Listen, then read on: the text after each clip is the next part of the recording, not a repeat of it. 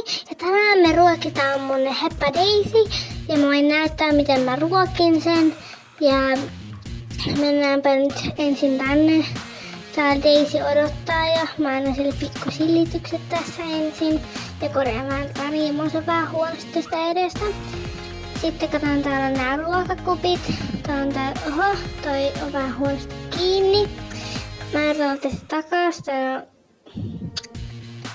Mä laitan sen vaan tohon jotenkin, että se pysyy siinä. Nyt mä laitan sitten, oho, toi Daisyn ruokapin tippu. Mä otan sen sieltä lattialta. Ja sitten voidaan alkaa noita ruokia laittamaan. Ja voin alkaa nyt. Noin, tässä meillä on nämä meidän tarvikkeet, lusikat ja asteet. Ensin laitetaan tätä ohraa. Olikohan se 2 lusikkaa? Oho. No 2 tämmöistä isoa lusikkaa laitetaan niin sinne.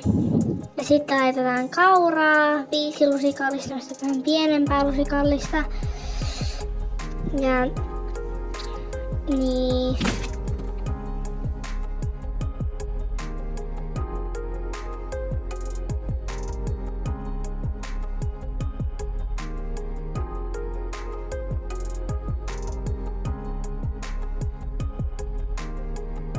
Seuraavaksi laitetaan tätä ruista, yksi tämmönen tosi pieni lusikalle, ihan tosi pieni. Ja laitetaan se tuonne. Ja sitten vähän sekoitetaan muuten vaan noita ihan tälleen ennen kuin laitetaan vettä. Ja nyt haetaan tätä vettä tällä kannulla. Mä käytän tämmöistä vesikannua mun keppareilla jostain syystä. Kaadetaan vähän vettä tolleen.